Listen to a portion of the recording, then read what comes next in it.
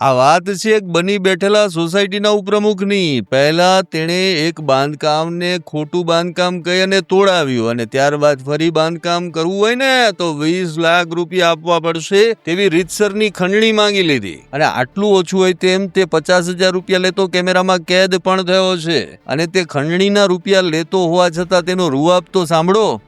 તમારે જગ જાહેર કરવું હોય તો હાલો. તો પછી આ મારા કઈ નિકાલ નથી આ લેવાનો.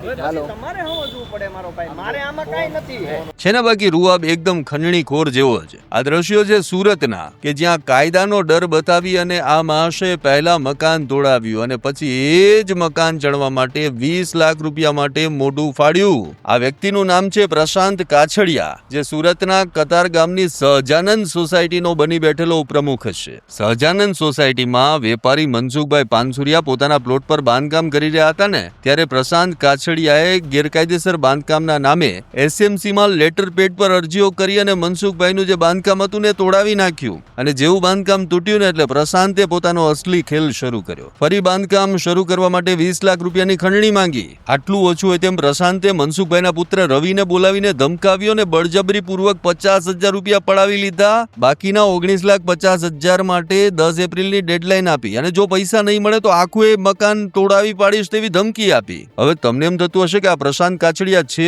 કોણ? ભાઈ એ સાધારણ માણસ નથી. 2 મહિના પહેલા જ જેલમાંથી છૂટ્યો છે. મોટા અધિકારી અને નેતાના નામે રોપ જમાવો તેનો જૂનો ધંધો છે. અગાઉ પણ તેણે સામાજિક આગેવાનો પાસે 5 કરોડ સુધીની ખંડણી માંગી હતી અને જેલની હવા પણ ખાધી હતી અને બહાર જેવો નીકળ્યો ને ફરી ધંધા શરૂ કર્યા છે. હવે હાલમાં જે તેને ખંડણી માંગીને તે અંગે ચોક બજાર પોલીસ સ્ટેશનમાં ફરિયાદ નોંધાઈ છે. પોલીસે તપાસ શરૂ કરી છે. પણ અહીં સવાલ એ છે કે સોસાયટીના પદનો દુરુપયોગ કરીને આવા કેટલા ઉપપ્રમુખો સામાન્ય માણસોને લૂંટતા હશે? શું તમારી સાથે પણ આવું કંઈ બન્યું છે? કમેન્ટ કરીને જણાવો. અમારી તમામ માહિતીથી અપડેટેડ રહેવા માટે જોડાયેલા રહો ત્રિશુલ ન્યૂઝ સાથે.